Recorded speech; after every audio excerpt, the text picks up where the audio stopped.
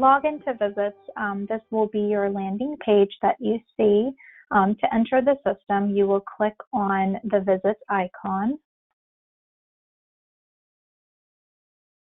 And this will take you to your pending list. As you can see on your pending list, you have the child's Visits ID number, the child's name, date of birth, the referral date to early intervention, and you can respond whether the child enrolled or declined.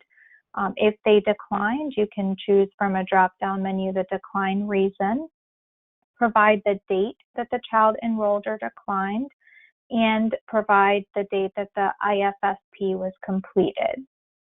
The last item on the column is the shared plan of care, and we will talk about the shared plan of care in just a little bit. So the first thing if you want to do is verify that the child's information is correct and this is the correct child that you are looking to enter information on. You can click on the child's name and it will pop up with the child's mother's information and then the child's name, date of birth, hospital of birth, as well as their primary care provider. Additionally, you can enter the child's file fully by clicking on the child's ID number. And as you can see on the left-hand side, you see a tab for contact information. If you click that information, you're going to see who the child's existing primary contact is. And for this child, they may have a legal guardian, but they do have the biological mother as the primary contact where it's listed yes and no. So you'll click on the primary contact's name. This will take you to the primary contact's address and phone number. And that way you can contact them to discuss enrollment information. Additionally, you can view the child's audiological information by clicking on Screening Summary, and it will take you to a page that shows when the child was diagnosed with their hearing loss, where they were diagnosed, and you can click on the date for additional information. And it will tell you the type of hearing loss, the degree of hearing loss, and what date that they were diagnosed. And again, it will also show the facility where the child was diagnosed. So now we can go back to our pending list by clicking on the Part C menu.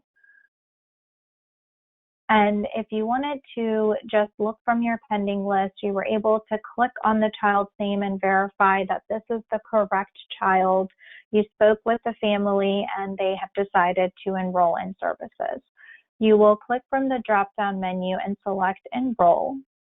You enter the date that the child is enrolled, and this date must be after the date of referral.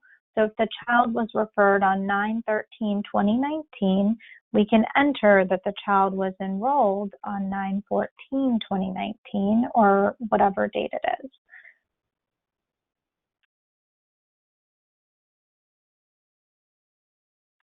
Okay, and that is a pop-up letting us know that this information is saving into the shared plan of care. Because we have entered the date, it is now going to take us into our newest addition into Visits, which is the shared plan of care.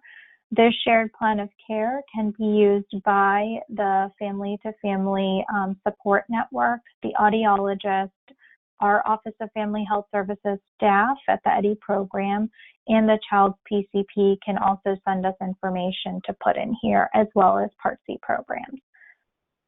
So you can enter your full name,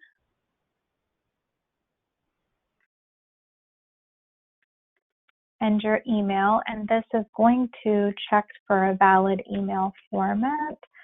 So you will have to type in the full email, and then you can also choose to enter your phone number. So now you can see that the child's enrollment date that you had entered on the pending list is already pre-filled here. And you can also enter the child's IFSP completion date. So we can say that the child's IFSP was completed on October 15th, 2019.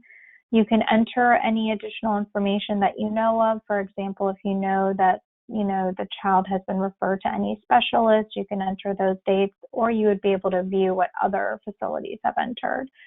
And if you know any of their preferred mode of communication or chosen amplification options, you can enter those as well, or let us know of any additional comments in this section.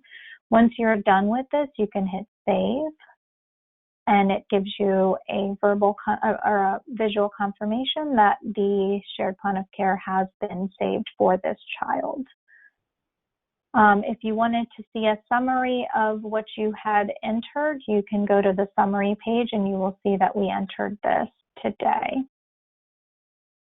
Now, if we want to go back to our pending list, we click Part C menu, and as you can see, that child is now removed from our pending list. So on this pending list for the second child, if we want to say that this child declined services, then we can select decline from the drop-down, and as you can see now, this is available for us to choose, and we can select a reason that the child declined. If the child was eligible and they chose additional services, or they were eligible and declined services outright. And you can also say that the family has moved and transferred out of your referral zone, and click on that, and then inform the Virginia EDDI program so that we can refer the child to the correct location. And once you have entered that information, you can hit submit, and the child will come off of your pending list. You can also see a summary of the children that have been referred to your program by clicking on the left tab, Part C completed list, and it will show you a full list of children that were referred and the status that was reported to the Virginia Department of Health. As you can see, we're now back on our landing page. If you do have any questions or concerns while you're utilizing the system that are technical in nature, you can see our IT contact support information. You can contact them directly for questions on IT support in order to get into the system. If you have programmatic questions, please reach out to the EDDI program directly.